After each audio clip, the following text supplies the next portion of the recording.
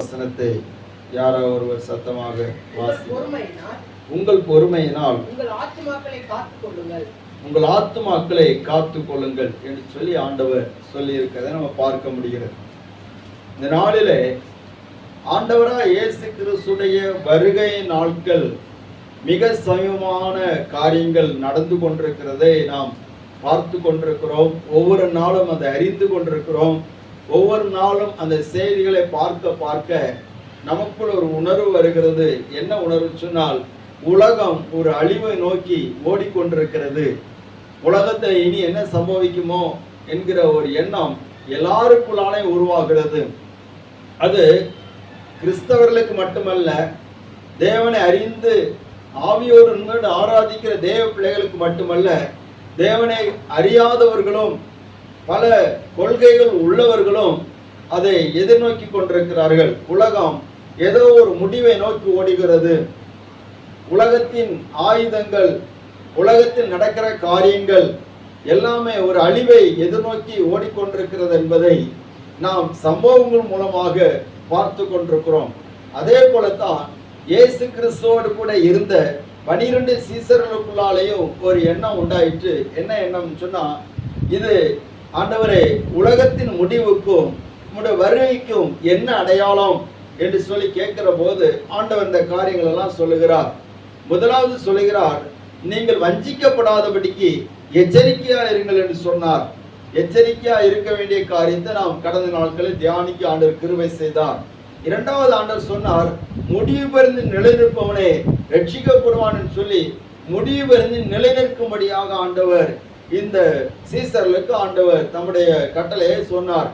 மூன்றாவது அநேக காரியங்கள் இருந்தாலும் இன்னும் ஒரு முக்கியமான காரியத்தை ஆண்டவர் சொல்லி இருக்கிறார். பொறுமையினால், உங்கள் பொறுமையினால் உங்கள் ஆத்துமாக்களை காத்து கொள்ளுங்கள் என்று சொல்லி ஆண்டவர் சொல்லி இருக்கிறார். நம்முடைய ஆத்துமாக்களை காத்து கொள்ள வேண்டிய அவசியம் நமக்கு உண்டு. அருமையானவர்களே, நாம் காத்து கொள்ள வேண்டிய ஒரு காரியம் இருக்கிறது. அதைத்தான் ஆண்டவர் சொல்லுகிறார், ஆத்துமாக்களை காத்து கொள்ளுங்கள். ஆத்துமாக்களை எதுவரைக்கும் காத்து கொள்ளணும் சொன்னா, ஸ்தோத்திரம், ஆண்டவர் இயேசுடைய வருகை வரைக்கும் காத்து கொள்ள வேண்டும். அல்லேலூயா, அல்லேலூயா. நம்முடைய ஆத்துமாக்களை நம்முடைய மரணம் வரைக்கும் காத்து கொள்ள வேண்டும். அல்லேலூயா. நம்முடைய ஆத்துமாக்களை இந்த உலகம் முடிகிற வரைக்கும் காத்து கொள்ள வேண்டும். உலகம் முடிந்தாலும் சரி, நாம் உலகத்தில் முடிந்தாலும் சரி, நம்முடைய ஆத்துமாக்களை காத்து கொள்ள வேண்டும். நம்முடைய ஆத்துமா மேல் மிகவும் ஒரு தெளிவுள்ளவர்களாக நம்ம இருக்க வேதம் நமக்கு கற்றுக் கொடுக்கிறது. ஆண்டவர் சொல்லுகிறார், உங்கள் ஆத்துமாக்களை நீங்கள் காத்து கொள்ளுங்கள். ஜீவனை காத்து கொள்ளுகிறது ரொம்ப அவசியம். அதே போல அந்த ஜீவனுக்குள் அடங்கி இருக்கக்கூடிய அந்த ஆத்துமாவை காத்து கொள்ள வேண்டியது ரொம்ப அவசியமாக இருக்கிறது. அல்லேலூயா. மனிதனுக்குள்ளான ஆவி, ஆத்மா, சரீரம் என்று சொல்லி 3 பிரிவுகள் இருக்கிறது. நாம் பார்க்கிறது வெளிப்படையான சரீரம். ஆனால் பார்க்க முடியாமல் இதே சரீரத்தை போல உள்ளான மனுஷன் ஒருவன் இருக்கிறான், அது ஆத்மா. இந்த சரீரத்துக்கும் ஆத்மாவுக்கும் ஸ்தோத்திரம் இயக்குகிற ஒரு ஜீவன் இருக்கிறது, அது ஆவி. இந்த ஆவி எப்பொழுது இந்த சரீரத்தை விட்டு எடுத்துக்கொள்ளப்படுகிறதோ அப்பொழுது ஆத்மாவும் இந்த சரீரத்தை விட்டு வெளியேறி விடுகிறது. இந்த சரீரத்தில் ஆத்மா இருக்கிற வரைக்கும், இந்த சரீரத்தில் ஆவி இருக்கிற வரைக்கும் ஆத்மா இருக்கும். இந்த சரீரத்தை விட்டு ஆவி அல்லது உயிர் அல்லது ஜீவன் என்னைக்கு ஆண்டவர் நியமித்த நாளிலே இந்த சரீரத்தை விட்டு வெளியே போகிறதோ அன்றைக்கு இந்த சரீரத்துக்குள்ள இருந்த மனிதன் அல்லது அந்த ஆத்மா அவன் வெளியேறி விடுகிறான். ஸ்தோத்திரம். சரீரம் அது வெறும் மண்ணாக இருக்கிறபடினாலே மண்ணுக்கு போகும்படியாக அது வெறும் உடலாக மாறிவிடுகிறது அல்லது சடலமாக மாறிவிடுகிறது. அல்லேலூயா. கர்த்தருடைய நாமம் மயப்படுவதாக. ஆனபடினாலே உங்கள் ஆத்துமாக்களை காத்து கொள்ளுங்கள். ஆத்துமாக்களை காத்துக் கொள்வதற்கு, நம்முடைய ஆத்துமாவை காத்துக் கொள்வதற்கு வேதம் ஒரு காரியத்தை சொல்லி இருக்கிறது. என்னவென்று சொன்னால், நீதிமொழிகளின் புஸ்தகம் 19வது அதிகாரம் 2வது வசனத்துல நம்ம ஒரு காரியத்தை அங்கே சாலமோன் என்கிற ராஜா சொல்லுகிறான். வாசியுங்கள். நீதிமொழிகள் 19:2. ஆத்துமா அறிவில்லாதிருப்பது நல்லதல்ல. கால் துரிதமானவன் தப்பி நடக்கிறான் என்று சொல்லப்பட்டிருக்கிறது. ஆத்துமா அறிவில்லாது இருக்கிறது நல்லதல்ல. அப்ப இந்த ஆத்துமா அறிவில்லாமல் இருக்கக்கூடாது. இந்த ஆத்துமா அறிவோடு இருக்க வேண்டும், தெளிவோடு இருக்க வேண்டும். அது எல்லாவற்றிலையும் தன்னை காத்துக் கொள்வதற்கு எப்பொழுதும் கரிசனை உள்ளதாக இருக்க வேண்டும். அநேக நேரத்தில் தாவீது அந்த ஆத்துமாவை பார்த்து சொல்லுகிற காரியங்களை நாம் பார்க்க முடிகிறது. அவன் சோர்ந்து போகிற நேரம், தளர்ந்து போகிற நேரம், அவன் ஒன்றே சொல்லுவான், ஆத்துமாவை நீ தேவன் நோக்கி காத்திரு. அல்லேலூயா. 62ஆம் சங்கீதத்துல சொல்லுகிறான், ஆத்துமாவை நீ தேவனை நோக்கி காத்திரு. வாசிங்க பாப்பா, 62ஆம் சங்கீதத்துல எழுதப்பட்டிருக்கு. எடுத்தவங்க வாசிங்க. ஸ்தோத்திரம். அல்லேலூயா. ஆமென். ஆத்துமாவை நீ தேவனை நோக்கி காத்திரு என்று சொல்லப்பட்டிருக்கு. அப்போ ஆத்துமா தேவனை நோக்கி காத்திருக்க வேண்டும். எடுத்தீங்களா? தேவனையே நோக்கி என் ஆத்துமா அமர்ந்திருக்கிறது, அவரால் என் ரட்சிப்பு வரும். அல்லேலூயா. ஸ்தோத்திரம். அவரை பார்த்து தான் என்னுடைய ஆத்துமா அமர்ந்திருக்கிறது. அப்போ என்னுடைய ஆத்துமா காக்கப்பட வேண்டுமானால் அந்த ஆத்துமா தேவனை நோக்கி அமர்ந்திருக்கிறது என்று சொல்லி அவன் சொல்லுகிறதை நம்ம பார்க்க முடிகிறது. கர்த்தருடைய நாமம் மகிமைப்படுவதாக. இன்னொன்று, இந்த ஆத்துமாவுக்கு அவன் சொல்லுகிற ஒரு காரியம் சொன்னா, சங்கீதம் 103ஆம் சங்கீதத்திலே 1ஆம் வசனம் 2ஆம் வசனத்தை நம்ம எல்லாரும் தினமும் அல்லது வாரந்தோறும் நாம் எப்பவுமே ஜெபம் ஆரம்பிக்கும் போதெல்லாம் சொல்லுகிற ஒரு வார்த்தை வாசிக்கலாம். என் ஆத்துமாவே கர்த்தரை ஸ்தோத்திரி, என் முழு உள்ளமே அவருடைய பரிசுத்த நாமத்தை ஸ்தோத்திரி. என் ஆத்துமாவே கர்த்தரை ஸ்தோத்திரி, அவர் செய்த சகல உபகாரங்களையும் மறவாதே. அல்லேலூயா.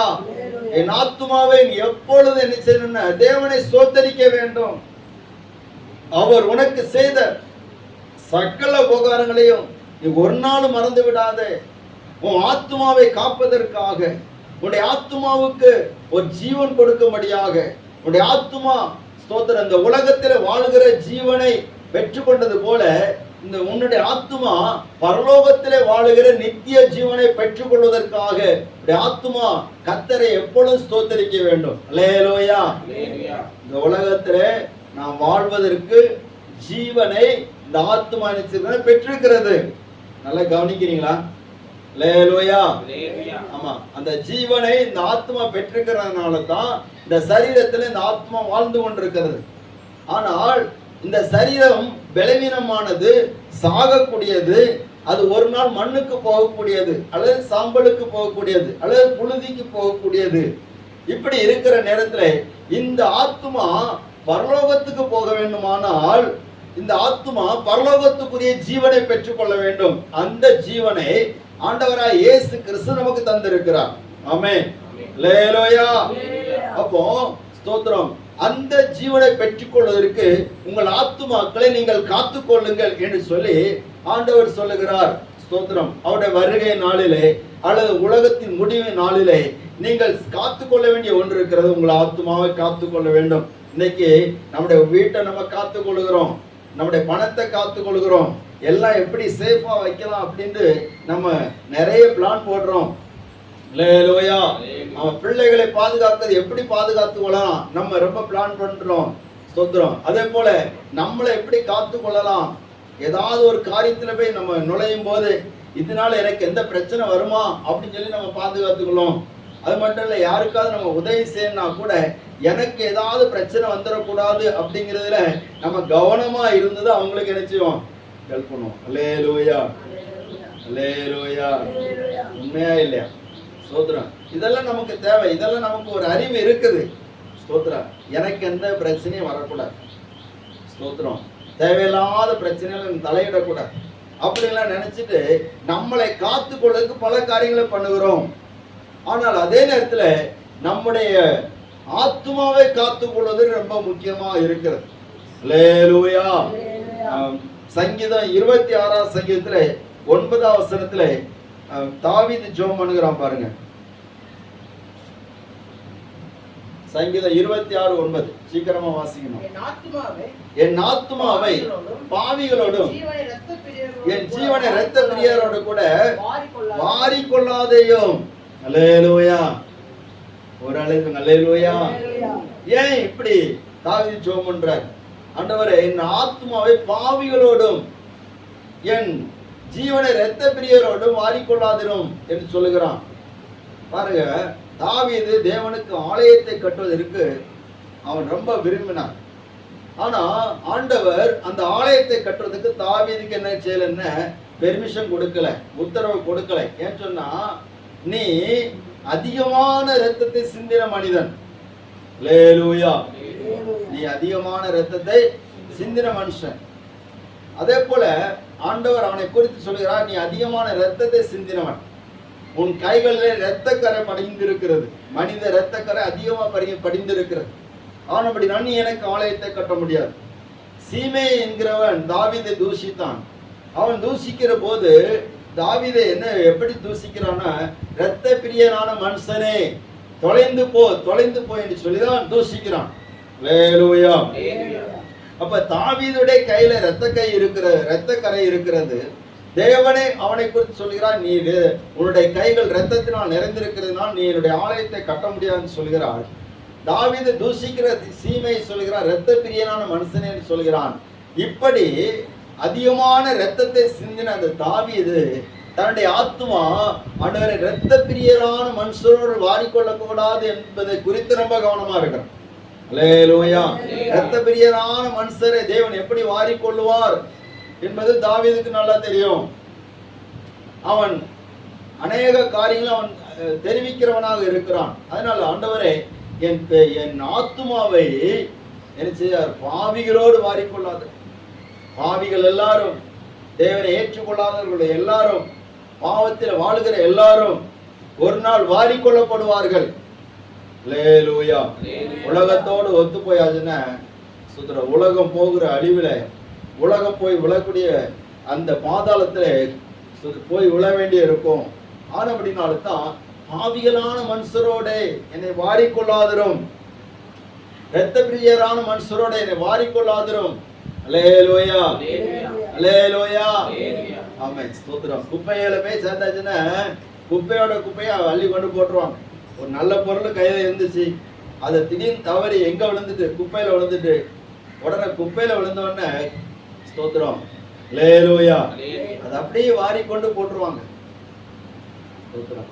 அதே தங்கமா இருந்துச்சுன்னா வாரி கொண்டு போட மாட்டாங்க, தேடி தேடி பறக்கி எடுத்துருவாங்க.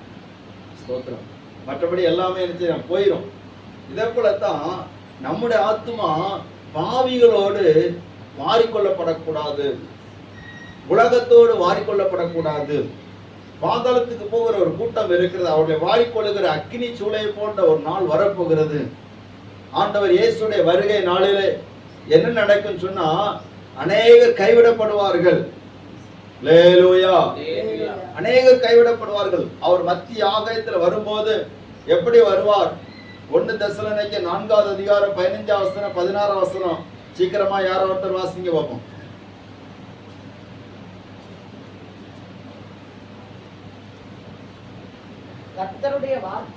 கர்த்தருடைய வார்த்தை முன்னிட்டு நாங்கள் உங்களுக்கு சொல்லுகிறதாவது, கர்த்தருடைய வருகை மட்டும் உயிரோடு இருக்கும் உயிரோடு இருக்கிற நாம் நித்திரை அடைந்தவர்களுக்கு முந்திக் கொள்வதில்லை. ஏனெனில் கர்த்தர் தாமே ஆரவாரத்தோடும் பிரதானத்துடைய சத்தத்தோடும் தேவ எக்காலத்தோடும் வானத்திலிருந்து இறங்கி வருவார். அப்பொழுது கிறிஸ்துவுக்குள் மரித்தவர்கள் முதலாவது எழுந்திருப்பார்கள். பின்பு உயிரோடு இருக்க நாமும் கர்த்தருக்கு எதிர்கொண்டு போக மேகங்கள் மேல் அவரோடு கூட எடுத்துக்கொள்ளப்பட்டு ஆகாயத்தில் எடுத்துக்கொள்ளப்பட்டு இவ்விதமாய் எப்பொழுது கர்த்தருடனே கூட இருப்போம். அல்லேலூயா. எவ்வளவு நேர்த்தியா சொல்றாரு. அன்னைக்கு தெசலோனிக்கே சபையில இருந்தவர்கள் எல்லாரும் ஆயத்தமா இருந்தாங்க. எதுக்கு தெரியுமா? இயேசு எப்பொழுது வருவார் சொல்லி போவதற்கு ஆயத்தமா இருந்தாங்க. அல்லேலூயா. பாருங்க, 1 தெசலோனிக்கேயர் 1 அதிகாரத்துல பவுல் அதை குறித்து சொல்லுகிற போது ரொம்ப நேர்த்தியா அழகா சொல்லுகிறார். பாருங்க, அந்த தெசலோனிக்கே சபைக்கு அவங்களுக்கு இருந்த குவாலிஃபிகேஷன் அதை குறித்து சொல்லுகிற போது ரொம்ப நேர்த்தியா சொல்லுங்க. 1வது அதிகாரத்துல ஸ்தோத்திரம் 10 வசனம் 11 வசனம் 10 வசனம் 9-10 வாசிங்க. ஏனெனில் அவர்கள் தாமே எங்களை குறித்து நாங்கள் அடைந்த பிரவேசம் இன்னதென்பதையும் ஜீவனுள்ள மெய்யான தேவனுக்கு ஊழியம் செய்வதற்கு நீங்கள் விக்கிரகங்களை விட்டு தேவனிடத்திற்கு மனம் திரும்பினதையும் அவர் மரித்தோரிலிருந்து எழுப்பினவரும் இனிவரும் கோபாக்கினை நின்று அவருடைய குமாரனாகிய இயேசு பரலோகத்திலிருந்து வருவதை நீங்கள் எதிர்பார்த்து கொண்டிருக்கிறதை அறிவிக்கிறார்களே. அல்லேலூயா. இந்த சபை யாரை எதிர்பார்த்து கொண்டிருந்தது சொல்லுங்க? எதை எதிர்பார்த்து கொண்டிருந்தது? இயேசுவை விசுவாசித்தா பெரிய பங்களா கிடைக்கும் சொல்லி எதிர்பார்த்துட்டு இருந்தாங்களா? அல்லேலூயா. எல்லாரும் இங்க தானே இருக்கீங்க. எதை எதிர்பார்த்து கொண்டிருந்தாங்க? இந்த வசனம் என்ன சொல்லுது? வாசிங்க பார்ப்போம். இங்க சொல்லப்பட்டிருக்கிறது, அவர்கள் எதை எதிர்பார்த்து கொண்டிருந்தாங்கன்னா, மரித்தோரிலிருந்து எழுப்பினவர் இனி வரும் கோபாக்கினை நின்று நம்ம நீங்களாக்கி ரட்சிக்கிறவருமா இருக்கிற, பாருங்க கவனிங்க, இனி வரும் கோபாக்கினை நின்று நீங்களாக்கி நம்ம ரட்சிக்கிறவருமா இருக்கிற அவருடைய குமாரனை இயேசு பரலோகத்திலிருந்து வருவதை நீங்கள் எதிர்பார்த்து கொண்டிருக்கிறீங்க. எதை எதிர்பார்த்துட்டு இருக்காங்க சொன்னா, கோபாக்கினை, இனி வரும் கோபாக்கினை. அப்ப இனி ஒரு கோபாக்கினை வரப்போகுது. சுனாமி வந்தது, ஒரு கோபாக்கினை. அவர் சமுத்திரத்தை குலுக்கி விட்டார், அநேக போயிட்டு, லட்சக்கணக்கில் போயிட்டு.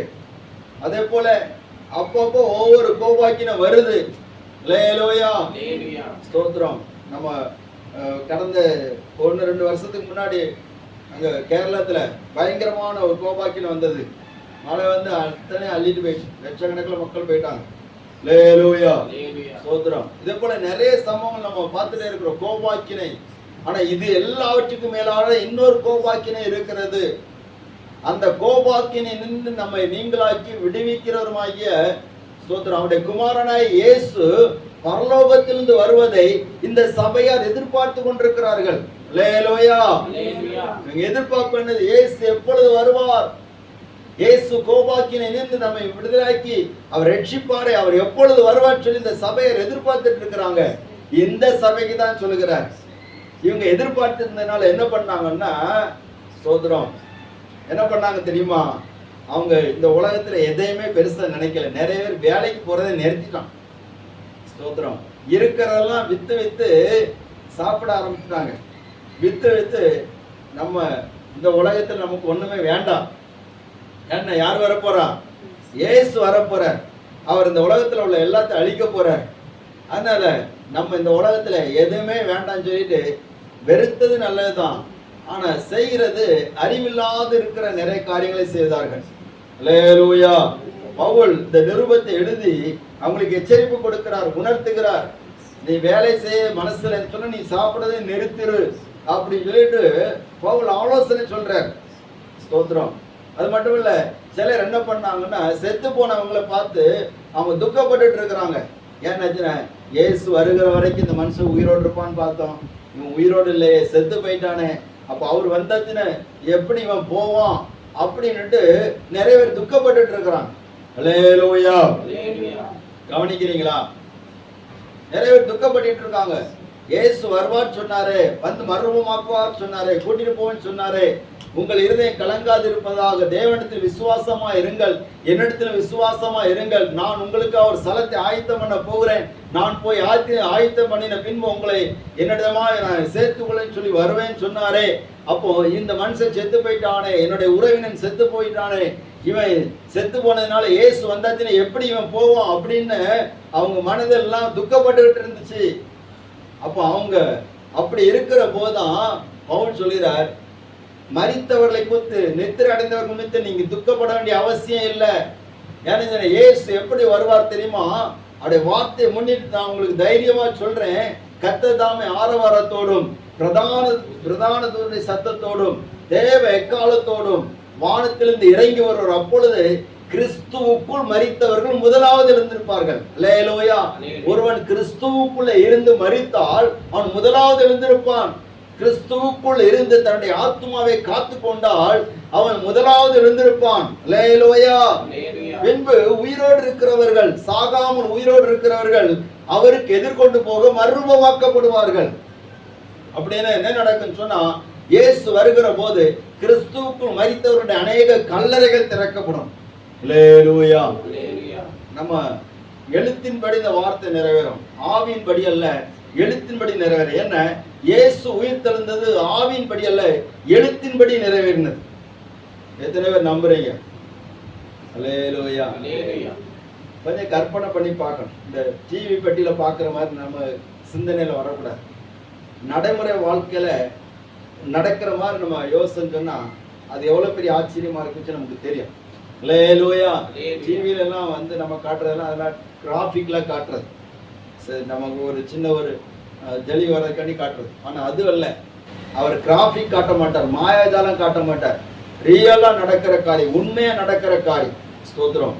இயேசுடைய கல்லறை எப்படி திறந்ததோ அதே போல கிறிஸ்துவுக்குள் மரித்தவருடைய கல்லறைகள் திறக்கும். ஒரு தேவ மனிதன் அவருடைய வருகை குறித்த தரிசனத்தை பார்த்து சொல்கிறார், என்னென்ன, அநேக பரிசுத்தவான்களுடைய கல்லறை நடு ரோட்ல இருந்து திறக்கும். அல்லேலூயா. கவனிக்கிறீங்களா? நிறைய ஹைவே ரோடெல்லாம் எத்தனையோ அடி ஆழத்துக்கு கீழே இருக்கக்கூடிய பரிசுத்தவான்களுடைய கல்லறைகள் திறந்து ஹைவே ரோடெல்லாம் குண்டு குண்டா விழும். நிறைய பிரேத கல்லறைகள் திறக்கும். அதெல்லாம் திறந்து மத்திய ஆகாயத்தில் இயேசு வருகிற போது ஒரு கூட்டம் அப்படியே மேல அப்படியே எழும்பும். பல உலகத்தின் பல தேசங்கள், கடல்ல இருந்து எழும்பும், ஆறுகள் இருந்து எழும்பும், மலைகள் இருந்து எழும்பும். ஸ்தோத்திரம். அதெல்லாம் கொஞ்சம் கற்பனை பண்ணி பார்க்கணும். அதெல்லாம் நம்முடைய சிந்தனையில கொஞ்சம் யோசித்து பார்க்கணும். இதெல்லாம் இப்படி நடக்கும். ஸ்தோத்திரம். நம்ம வசனம் சொல்லிட்டு இருக்கிற இந்த இடத்துல இருந்து கூட எழுப்பலாம்.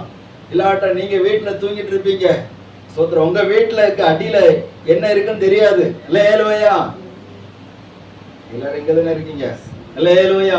வீட்டு நீங்க திடீர்னு முழிச்சு பார்த்தா வீட்டுக்குள்ள ஒரு ஆளுக்கு ஒரு பிரேத குழி மாதிரி ஒரு குண்டு கிடந்தா எப்படி இருக்கும்? ஸ்தோத்திரம். சந்தோஷமா இருக்குமா, பயமா இருக்குமா? அரண்டுருவோம். இது எப்படி இந்த குண்டு வந்துச்சு? ஸ்தோத்திரம். ஒரு வீட்டுல கேட்பாங்க, இந்த குண்டு எப்படி வந்துச்சு அப்படின்னு. அடுத்த ஒரு 5 வீட்டுக்கு அந்த பக்கத்துல இன்னொரு ஆள், எங்க வீட்லயும் அதே போல ஒரு குண்டு கிடக்கு. அப்ப சேம் டு சேம் அப்படின்ட்டு சொல்லுகிறது மாதிரி அது பயங்கர கலக்கம். அல்லேலூயா. மனுஷனுக்கு பிடிக்காத ஒரு குண்டு உண்டு. என்ன குண்டு? பிடிக்காத குழி என்னது? பிரேத குழி. அல்லேலூயா. பிடிக்காத பெட்டி பிரேத பெட்டி. ஸ்தோத்திரம். எதுக்கு நான் இதெல்லாம் சொல்லேன்னு தெரியல. அல்லேலூயா. ஏன்னா ஸ்தோத்திரம், அதை பார்த்தோன்னே மற்றபடி அஸ்திவார குழியெல்லாம் தோன்றது, மற்றபடி வேற வீட்டு வேலைக்கெல்லாம் குழிகள் தோன்றது, அதெல்லாம் நம்ம பெருசா பாக்கியமா நினைப்போம். ஆனா இது ஸ்தோத்திரம் நமக்கு பிடிக்காத ஒண்ணு. அதனால அந்த குழி பக்கத்துல வர்றதுக்கு நிறைய பேருக்கு மனசு இருக்கு, அந்த பெட்டியை பார்க்க மனசு இருக்கா. ஏன்னா ஸ்தோத்திரம், இதே போல ஆயிருமோ, ஏதோ நடந்துருமோ அப்படின்னு. ஆனா கிறிஸ்துவுக்குள் மரித்தவர்கள் முதலாவது எழுந்திருப்பார்கள். அந்த பெட்டி திறக்கும், அந்த கல்லறை திறக்கும். இயேசுடைய கல்லறை திறந்தது போல எக்கால சத்தம் தொனிக்கும் போது இந்த பரிசுத்தவானுடைய கல்லறைகள் திறந்து பரிசுத்தவான்கள் எழும்புவார்கள். உயிரோடு இருக்கிறவர்கள் அந்த அவர்கள் எழும்பின அடுத்த செகண்ட் உயிரோடு இருக்கிறவர்கள் மறுரூபமாக்கப்படுவார்கள். அல்லேலூயா. யார் தெரியுமா? கிறிஸ்துவுக்குள் தங்கள் ஆத்மாவை காத்துக் கொள்கிறவர்கள். இந்த ஒரு நம்பிக்கை நமக்கு ரொம்ப அவசியமா இருக்கிறது. இந்த ஒரு எதிர்பார்ப்பு அவசியமா இருக்கிறது. ஸ்தோத்திரம். ஆனபடினால்தான் நம்ம ஒவ்வொரு நாளும் இதை குறித்து நம்ம அடுத்த திருத்தமான ஒரு எதிர்பார்ப்பும், அடுத்த திருத்தமான ஒரு விசுவாசமும், அடுத்த திருத்தமான ஒரு கண்டிப்பும், ஒரு உறுதியும் நமக்கு தேவைப்படுகிறது. அல்லேலூயா. அல்லேலூயா. ஆண்டவர் சொல்கிறார், உங்கள் ஆத்துமாக்களை காத்துக் கொள்ளுங்கள். உங்கள் பொறுமையினால் உங்கள் ஆத்துமாக்களை காத்துக்கொள்ளுங்கள். உங்கள் ஆத்துமாக்களை நீங்க காத்து கொண்டீங்கன்னா ஆண்டோட வருகையில போகலாம். இல்லாவிட்டால் இந்த உலகத்திலே அவர் வருகைக்கு முன்னாடி நீங்கள் இந்த உலகத்தை மரித்து போனாலும் நீங்கள் இளைப்பாறுதலை காண முடியும். அல்லேலூயா. கர்த்தருடைய பரிசுத்த நாமப்படுவதாக. அப்படியானால் நம்முடைய ஆத்துமாக்களை எப்படி காத்து கொள்ள வேண்டும் என்பதை குறித்து சில வார்த்தைகள் இருக்கிறது. ஸ்தோத்திரம். அதை நம்ம பார்த்துட்டு நம்ம ஜெபிக்க போகிறோம். மத்தேயு சுவிசேஷம் 11வது அதிகாரம் 28வது வசனம் 29வது வசனம். சீக்கிரமா வாசிங்க. நமக்கு தெரிந்த வசனம் தான், சீக்கிரமா வாசிங்க. ஸ்தோத்திரம்.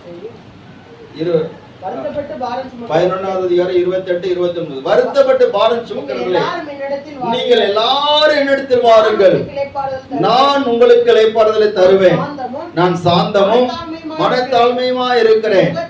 என் நுகத்தை உங்கள் மேல் ஏற்றுக்கொண்டு என்னிடத்தில் கற்றுக்கொள்ளுங்கள், அப்பொழுது உங்கள் ஆத்துமாக்களுக்கு இளைப்பாறுதல் கிடைக்கும். அல்லேலூயா. ஆண்டவர் இயேசு அவர் இந்த உலகத்தில் இருந்த நாட்கள் அவர் சொல்லுகிறார், வருத்தப்பட்டு பாரம் சுமக்கிறவர்களே, நீங்கள் எல்லாரும் என்னிடத்தில் வாருங்கள், நான் உங்களுக்கு இளைப்பாறுதலை தருகிறேன், உங்கள் ஆத்துமாக்களுக்கு இளைப்பாறுதலை தருகிறேன். ஸ்தோத்திரம். உங்கள் ஆத்துமாக்களிலே நீங்கள் பல வருத்தத்தோடு இருக்கலாம், பல பாரத்தோடு இருக்கலாம், பல வேதனையோடு இருக்கலாம், பல பிரச்சனைகளோடு இருக்கலாம், பல நெருக்கங்களோடு இருக்கலாம். ஆனால் என்னிடத்தில் வாருங்கள். தேவையில்லாத பாரத்தை நீங்க சுமந்து சுமந்து களைத்து போய் இருக்கிறீங்க, பல ஏமாற்றங்களை சந்தித்து சந்தித்து களைத்து போயிருக்கிறீங்க, பல பலவீனங்களை உங்களுடைய ஆத்துமாவில் நீங்கள் சுமந்து உங்கள் சரீரத்தில் சுமந்து வேதனையோடு இருக்கிறீங்க. ஆனால் என்னிடத்தில் வாருங்கள் என்று சொல்லி ஆண்டவர் சொல்லுகிறார். அல்லேலூயா. இயேசுவிடத்தில் வந்தவங்களும் அவர் எழுதிட்டு போவோம். அல்லேலூயா. சிலவங்க என்ன பண்ணுவாங்கன்னா இயேசுவிடத்தில் ஒரு நாள் வருவாங்க, அடுத்த நாள் ஆளை காணோம். ஸ்தோத்திரம். அல்லேலூயா. ஸ்தோத்திரம். ஒரு வாரம் வருவாங்க, இயேசுவிடத்தில் வருவாங்க, அடுத்த நாள் ஆளை காணாது, கொஞ்ச நாளைக்கு ஆளை காணாது. அல்லேலூயா. அதுக்கு ஒரு கொஞ்ச நாள் கழிச்சு வருவாங்க. ஸ்தோத்திரம். ஆண்டவரே எனக்கு எதுதாரு இளைப்பாறுதல் தாரு ஆண்டவரே. அப்படி இருக்கக்கூடாது. அவருடைய சமூகத்துல வரணும், அவருடைய சமூகத்துல வந்து இளைப்பாறுதலை பெற்றுக்கொள்ளணும். அவருடைய வார்த்தை நமக்கு இளைப்பாறுதலை தரும். அவர் நமக்கு தருகிற ஸ்தோத்திரம், அவருடைய அன்பு நமக்கு இளைப்பாறுதலை தரும். அவருடைய கிருபை நமக்கு இளைப்பாறுதலை தரும். அவருடைய கட்டளைகள் நமக்கு இளைப்பாறுதலை தரும். அல்லேலூயா.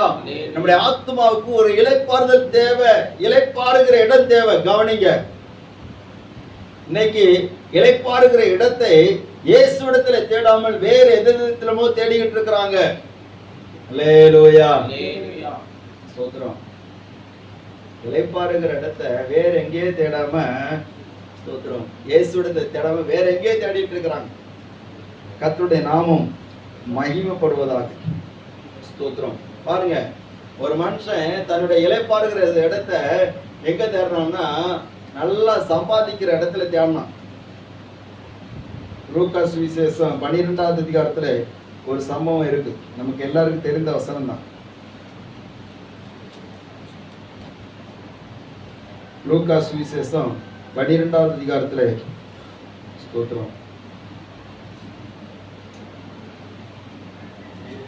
18ஆம் வசனத்திலிருந்து 16ஆம் வசனத்திலிருந்து ஒரு காரியம் சொல்லப்படுது. ஒரு ஐஸ்வர்யவான் ஒருவன் என்ன பண்ணான்னா, அவனுக்கு அவனுடைய நிலத்துல நல்ல வருமானம் கிடைத்தது, நல்ல பலன் கிடைத்தது. அவனுக்கு எப்போ இல்லாத அளவுக்கு ஒரு பலன் கிடைத்தது, நல்ல விளைச்சல். உடனே அவன் என்ன பண்ணான்னா, நான் என்ன பண்ணுவேன், இதை வைக்கிறதுக்கு எனக்கு இடம் இல்லையே. அல்லேலூயா. கவனிங்க, இதை வைக்கிறதுக்கு இடம் இல்லையே, நான் என்ன பண்ண போறேன் அப்படின்ட்டு தனக்கு இருந்த பண்டக சாலையில இடிச்சு எல்லாத்தையும் பெருசாக்கி அவன் எல்லா தானியத்தையும் எல்லாவற்றையும் சேர்த்து வைத்து, பொக்கிஷங்கள் செல்வங்கள் எல்லா பணம் பொருள் தானியங்கள் எல்லாவற்றையும் சேர்த்து வச்சுட்டு சொல்றான். என்ன சொல்லுகிறான்னா, ஸ்தோத்திரம், ஆத்மாவே உனக்காக அநேக வருஷங்களுக்கு அநேக பொருட்கள் சேர்த்து வைக்கப்பட்டிருக்கிறது. நீ இளைப்பாரி புசித்து குடித்து பூரிப்பாயிரு என்று என் ஆத்மாவோட சொல்லுவேன் என்று தனக்குள்ளே சிந்தித்து சொல்லிக் கொண்டான். அல்லேலூயா. தேவன் அவனை பார்த்து சொல்லுகிறார், மதிகேடனே, என் ஆத்மா உன்னிடத்திலிருந்து இந்த ராத்திரியிலே அப்பொழுது நீ சேகரித்தவர்கள் யாருடையதாகும் என்றார். அல்லேலூயா. நீ இளைப்பாரி பூரிப்பாயிருந்து சொன்ன அந்த ஆத்மாவுக்கு ஆண்டவர் சொல்லுகிறாரு, நீ இன்னைக்கும் ஆத்மா விட்டு உன்னோட்டு போயிட்டு நீ சேர்த்ததெல்லாம் யாருடையதாக மாறும். மனிதன் உலகம் முழுவதும் ஆதாயப்படுத்தி கொண்டாலும் தன் ஆத்மாவை நஷ்டப்படுத்தினால் அவனுக்கு என்ன பிரயோஜனம்? உலகத்தில் அநேக பணங்களை மனிதர்கள் சேர்த்து வைக்கலாம்.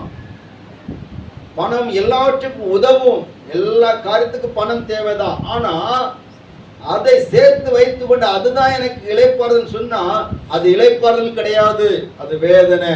அல்லேலூயா. நிறைய சொத்து இருக்கிறவங்களுக்கு நிம்மதி இருக்காது. நம்ம பார்க்கிறோம், நிறைய விஷயங்களை பார்க்கிறோம். ஒருத்தர் சொத்து நிறைய சேர்த்து வச்சு சொத்து அந்த குடும்பத்துல நிம்மதியே இல்லை. ஒருத்தருக்கு ஒருத்தர் அடி சொத்து சேர்க்கறது நமக்கு ஆசையா தான் இருக்குது, பணம் சேர்க்கறதுக்கு ஆர்வமா தான் இருக்குது. அல்லேலூயா. கவனிக்கிறீங்களா? எல்லாமே நமக்கு தேவையா தான் இருக்குது. சொத்து, பணம், வீடு, காரு, வேற என்னென்னமோ இருக்கு, அதெல்லாம் நமக்கு தேவையா தான் இருக்கு. ஆனா அதனால நமக்கு இளைப்பாறுதல் கிடைக்கும் சொன்னா அது கிடைக்காது. அதனால நம்முடைய ஆத்மா வாழ்ந்துரும் சொன்னா வாழாது. அதனால நம்முடைய ஆத்மாவை காத்துக்கொள்ள முடியும் சொன்னா காத்துக்கொள்ள முடியாது. அல்லேலூயா. அது அவனுடைய ஜீவன் கிடையாது. அது அவனுடைய ஆத்மாவுக்கு ஈடாக கொடுக்க முடியாது. ஆத்மாவுக்கு ஈடாக கொடுப்பதற்கு இயேசுதான் தம்முடைய விலையேறப்பட்ட இரத்தத்தை சிந்தி இருக்கிறார். அதனாலதான் இளைப்பாறுதல் கிடைக்கிறது. ஒரு மனிதன் குடித்து வெறிப்பதனால தன்னுடைய ஆத்மாவுக்கு இளைப்பாறுதல் கிடைக்காது. பாவம் செய்கிறதுனால தன்னுடைய ஆத்மாவுக்கு இளைப்பாறுதல் கிடைக்காது. தன்னுடைய ஆத்மாவை காத்துக்கொள்ள முடியாது. இன்றைக்கு உன்னுடைய ஆத்மாவை நீ காத்துக் கொள்வதற்கு இடம் கொடுக்காமல் உன்னுடைய ஆத்மா உன்னை விட்டு எடுத்துக்கொள்ளப்படுமானால் நீ எங்கே போய் முடிவாய்? அல்லேலூயா. ஒரு வாலிபன் ஒருவன் இருந்தான். அவன் தன்னுடைய நண்பர்களுடைய அழைப்பின் மித்தமாக ஒரு நாள் ஒரு ஆலயத்துக்குள்ள பிரவேசித்து அந்த ஆராதனையிலே கலந்து கொண்டான். அந்த வாலிபனுக்கு நேராக ஒரு வார்த்தை வந்தது. வாலிபனே, உன் வாழ்நாட்களிலே நீ இயேசுவை ஏற்றுக்கொண்டு நீ அவரை பின்பற்று. ஒருவேளை இந்த நாள் உன்னுடைய கடைசி நாளாக கூட இருக்கலாம் என்று சொல்லி அவனுக்கு ஒரு வார்த்தை அங்கே பேசப்பட்டது. இதை இவனுக்கு நேராக பேசுறது போல் தெரிந்தாலும் இவன் என்ன பண்ணான்னு சொன்னா இது வேற யாருக்கும் சொல்லி அவன் அதை உதாசீனப்படுத்தி விட்டான். இவன் மனதில் நினைத்தான், ஆண்டவர் பேசுகிற வார்த்தை அவனுக்கு நேராக வந்தது போல் இருந்தது. ஆனாலும் அவன் என்ன சொன்னான்னா தன்னுடைய ஆவிக்கு, தன்னுடைய மனதுக்கு நேராக, தன்னுடைய சிந்தனைக்கு நேராக அந்த வார்த்தை வருகிறது. இன்றைக்கு உனக்கு ஒருவேளை கடைசி நேரமாக இருக்கலாம் என்கிற அந்த வார்த்தை அவனுக்கு நேராக வந்தாலும் அவன் கவனிங்க, அல்லேலூயா, என்ன சொன்னான்னா நான் இப்பந்தான் அனுபவிக்க வேண்டிய நாள். இப்பந்தான் சொல்லுங்க, இப்பந்தான் வாழ்க்கைய ரொம்ப அனுபவிக்க வேண்டிய நாள், ரொம்ப ஜாலியா இருக்க வேண்டிய நாள், ஃப்ரெண்ட்ஸுகளோட ஊர் சுத்த வேண்டிய நாள், ஃப்ரெண்ட்ஸுகளோட தண்ணி போட்டு நல்லா என்ஜாய் பண்ண வேண்டிய நாள், ஃப்ரெண்ட்ஸுகளோடு போய் காலேஜுகளில் ஸ்கூலுகளில் அங்கே எங்கேயுமா பார்த்து எடுத்து அங்கே வருகிற பிள்ளைகளெல்லாம் சோதரம் பார்த்து என்ஜாய் பண்ண வேண்டிய நாள். அல்லேலூயா. இந்த நாட்கள் நான் இன்னும் படிக்க வேண்டியது இருக்குது, இன்னும் செயல்பட வேண்டியது இருக்குது. இதெல்லாம் யாருக்கு தெரியுமா? அல்லேலூயா. இந்த உபதேசத்துல யாருக்கு தெரியுமா? வயசான காலத்துல நமக்கு நிச்சயம் உதவும். வயசான ஆட்கள் கவனிங்க. அல்லேலூயா. பிள்ளைங்கள்லாம் என்ன சொல்லுவாங்கன்னா இதெல்லாம் வயசான உங்களுக்கு தான் இதெல்லாம் சூட் ஆகும், நமக்கு செட் ஆகாது. அது உங்களுக்கு தான் சூட் ஆகும், எங்களுக்கு செட் ஆகாது. ஏன்னா நாங்க ஸ்தோத்திர யங்கஸ்ட், நீங்கள்லாம் ஓல்டஸ்ட். ஓல்டஸ்டுக்கு தான் அல்லேலூயா. எல்லாரும் கவனிக்கிறீங்களா? ஓல்டஸ்டுக்கு தான் இதெல்லாம் செட் ஆகும், எங்களுக்கு செட் ஆகாது. அதனால எங்களுக்கு செட் ஆகுற மாதிரி ஆமா கவனிங்க. எல்லாரும் கவனிக்கிறீங்களா? ஸ்தோத்திரம். கிப்பி, கிப்பின்னு என்னது? இப்படி கிப்பி தலையெல்லாம் வச்சு எடுத்து ஒரு மாதிரி வச்சு எடுத்து இப்படி நாங்களை பெருசா காட்டிக்கிடுறாங்க. ஏன்னு சொன்னா நாங்க வருங்கால தலைமுறை என்று சொல்லி பல காரியத்துல நம்மளை திருப்திப்படுத்திக் கொள்கிறார்கள். கவனிங்க, இந்த வாலிபன் அப்படித்தான் சொன்னா, நான் அனுபவிக்க வேண்டிய நேரத்துல நான் அனுபவிக்க வேண்டும். இந்த நேரத்துல நான் இயேசுவை தேடி நான் என்னுடைய வாழ்நாளை அனுபவிக்க வேண்டிய இன்பங்களை அனுபவிக்க முடியாமல் போயிடக்கூடாது என்று சொல்லி அவன் தேவனுடைய வார்த்தையை, எச்சரிப்பின் சத்தத்தை அவன் ஏற்றுக்கொள்ளவில்லை. வெளியே வந்தான், ஃப்ரெண்ட்ஸுகளோடு நன்றாக உணவு சாப்பிட்டான், ஹோட்டலில் போய் நல்லா சாப்பிட்டான், நடந்த காரியத்தை சொல்றேன். சாப்பிட்டான். கடைசியில எல்லாரும் சேர்ந்து என்ன பண்ணாங்கன்னா அருவியில போய் குளிக்க போனாங்க. அல்லேலூயா. குளிக்க போகும்போது அருவியில எல்லாரும் குதித்து குதித்து குளிச்சுட்டு இருக்கிறாங்க. இவனும் குதித்து குளித்தான். கடைசியில் என்னாச்சுன்னா இவனுடைய கால்கள் கீழே போகும்போது ஒரு பாறை இடுக்கினுடைய இடத்துல போய் மாட்டிக்கொண்டது. பாறை இடுக்குல போய் மாட்டிக்கொண்டது.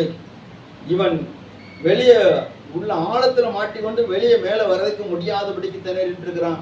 நண்பர்கள்லாம் பார்க்குறான், இவன் எங்கேயோ மூஞ்சி போயிட்டான் போலுக்கு வருவான் அப்படின்ட்டு அவங்க எல்லாரும் பல இடத்துல நின்று குளிச்சுட்டு இருக்கிறாங்க, தேடுறாங்க. ஆனா வருவான்னு சொல்லி பார்த்துட்டு எங்கேயோ ஒரு இடத்துல இருப்பான்னு சொல்லி பார்த்தேன்னா ஒரு இடத்துல இல்லை. கடைசியில சில மணி நேரங்கள் தாண்டி தேடி பார்த்தா இவன் கால்கள், இந்த வாலிபனுடைய கால்கள் அந்த பாறை இடுக்கலை மாட்டிக்கொண்டு மரித்து போனவனாய் அங்கே தண்ணிக்குள்ள கிடந்ததை பார்த்து அதுல இருந்து மீட்டு கொண்டு வந்தார்கள் சடலமாக.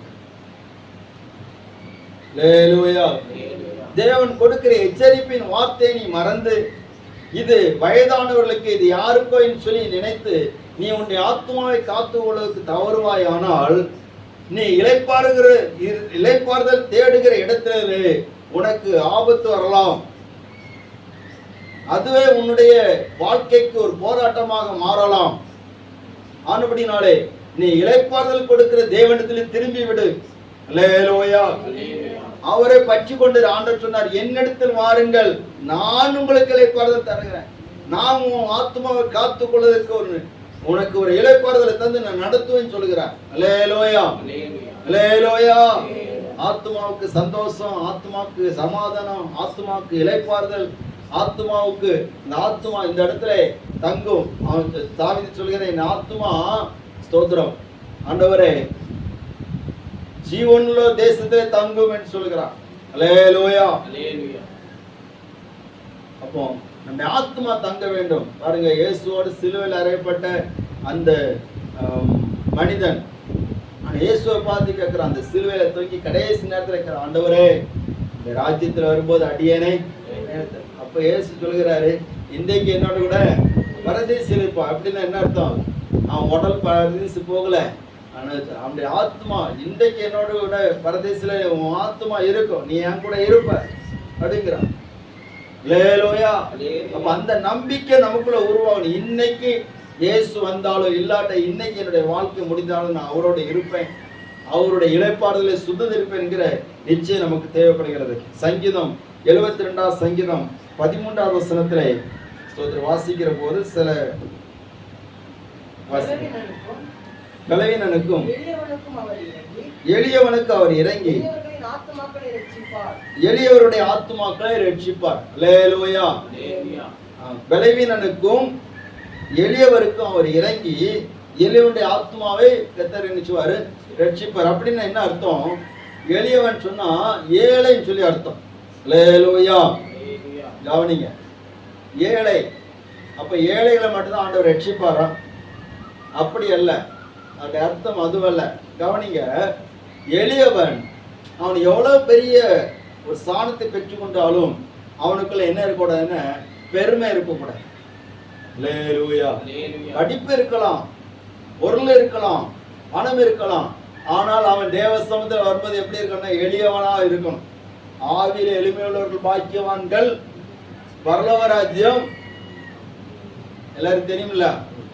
ஆவியில் எளிமையுள்ளவர்கள் பாக்கியவான்கள், பரலோக ராஜ்யம் அவர்களுடைய. அப்ப எளியவர்களுடைய ஆத்துமாக்களை ரட்சிப்பார். ஞானியா இருக்கணும், ஆனா தேவசத்துல எளியவனா இருக்கும். அதான் வளர்ச்சியின் உச்சிதம். அல்லேலூயா. ஒரு அழைத்துங்க வைப்போம். ஸ்தோத்திரம். ஆவிக்குரிய வாழ்க்கையில வளருகிறவன், ஆண்டவரோடு இருந்து பழகிறவன் எளியவனாக இருப்பான். ஸ்தோத்திரம். இயேசுவோடு 12 பேர் இருந்தார்கள். ஒருவன் அவன் எல்லாவற்றையும் முந்தி இருந்தான். அவன் நினைச்சான் நம்ம தான் எல்லாரோட பெரிய ஆள் அப்படின்னு. அங்க போட்டி வந்துச்சு. இயேசு சொன்னாரு, உங்களில் பெரியவனா இருக்க விரும்புறவன் எல்லாருக்கும் எப்படி இருக்கணும்? எளியவனா இருக்கும். எல்லா ஆணுக்கும் பணிவிடைக்காரனா இருக்கும். அதான் ஆண்டவர் விரும்புறார்.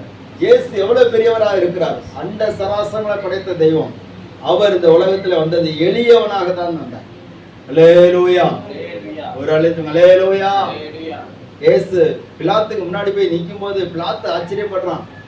ஸ்தோத்திரம். உன்னை எல்லாரும் யூதருடைய ராஜான்னு சொல்றாங்களே, உண்மையிலே நான் ராஜா தான். ஆனா சத்தியத்துக்காக சாட்சி கொடுக்க வந்த என்னுடைய ராஜ்யம் இவ்வளவுக்குரியது கிடையாது.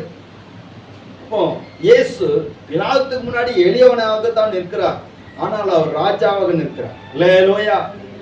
ஒரு அழைத்து அல்லேலூயா. இயேசு பேசின ஞானத்துக்கு முன்னாடி யாரும் பேச முடியல. ஸ்தேவான் பேசின ஞானத்துக்கு முன்னாடி யாரும் எதிர்த்து நிற்க முடியல. எளியவர்களுடைய ஆத்துமாக்களை கர்த்தர் ரட்சிக்கிறார். நம்முடைய ஆத்மா எளிமையான ஆத்மையாக இருக்கும். ஸ்தோத்திரம். பெருமை உள்ள ஆத்மாவா இருக்க, பெருமை உள்ளவனுக்கு தேவன் என்ன செய்றாரு? எதிர்த்து நிற்கிறார். அப்ப எளியவன் தான் அவரிடத்துல வருவான். அல்லேலூயா. குஷ்டரோகிக்கு வந்தானா? வந்தான். அவன் எளியவனாக இருந்தான், வந்தான். ஸ்தோத்திரம். கர்த்தருடைய நாமம் இப்படி. அப்ப இளைப்பாறுதல் தருகிற தேவன். எரேமியா 6வது அதிகாரம் 16வது வசனம் சொல்லப்பட்டிருக்குது, பூர்வ பாதையை நீ சிந்தித்து. சீக்கிரமா வாசிங்க பார்ப்போம், வேகமா வாசிங்க. எரேமியா 6:16. வழிகளில் நின்று பூர்வ பாதைகள் எவை என்று கேட்டு விசாரித்து நல்ல வழி எங்கே என்று பார்த்து அதிலே நடவுங்கள், அப்பொழுது உங்கள் ஆத்துமாவுக்கு இளைப்பாறுதல் கிடைக்கும் என்று கர்த்தர் சொல்கிறார். அவர்களோ நாங்கள் அதிலே நடக்க மாட்டோம் என்கிறார்கள். அல்லேலூயா. ஸ்தோத்திரம். அடுத்த வசனம் சொல்லப்பட்டிருக்கிறது, நான் உங்கள் மேல் காவலாளரையும் வைத்து எக்கால சத்தத்துக்கு செவி கொடுங்கள் என்று சொன்னேன், அவர்களோ கேட்க மாட்டோம் என்கிறார்கள். நாங்க நடக்க மாட்டோம், நாங்க கேட்க மாட்டோம். அல்லேலூயா. நீ இளைப்பாறுதல் கிடைக்கும் பூர்வ பாதைன்னு சொல்லி பார்த்து நீங்க என்னிடத்துல திரும்புங்கன்னு சொல்றாரு. நாங்க நடக்கவே மாட்டோம். அப்ப பூர்வ பாதையில நாங்க நடக்க மாட்டோம். முன்னாடி நீங்க எடுத்தது நீங்க தீர்மானம் இருக்கு, கவனிங்க. சில தீர்மானங்களா இருக்கலாம், சில பிரதிஷ்டைகள் இருக்கலாம். அதுக்கு அடுத்த நீ அதை பார்த்து அதுக்கு நீ திரும்பி வந்து அதுல நீ நட.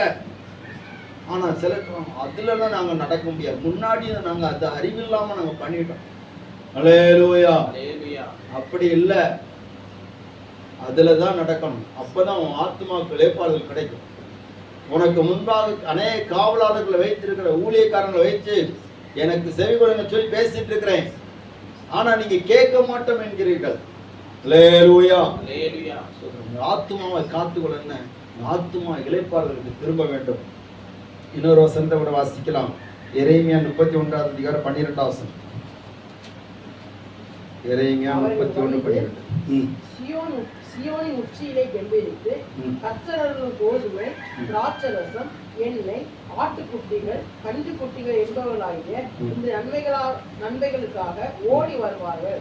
அவருடைய ஆத்மா நீர்ப்பாய்ச்சலான தோட்டம் போல இருக்கும். தோய்ந்து போவதில்லை, அவர்கள் இனி தொய்ந்து போவதில்லை. அல்லேலூயா. நம்முடைய ஆத்மா கர்த்தரிடத்தில் திரும்புகிற போது, அவரிடத்தில் ஓடி வருகிற போது என்னோட ஆத்மா எப்படி மாறுதுன்னா நீர்ப்பாய்ச்சலான தோட்டத்தை போல மாறிடுது. அல்லேலூயா. ஸ்தோத்திரம். நம்முடைய ஆத்மா காக்கப்படணும்னா இளைப்பாறுதல் தருகிற தேவனிடத்துல நம்ம நெருங்கி வரணும். அதனால தான் ஞாயிற்றுமா ஆராதனை விட்டுறக்கூடாதுன்னு சொல்றோம்.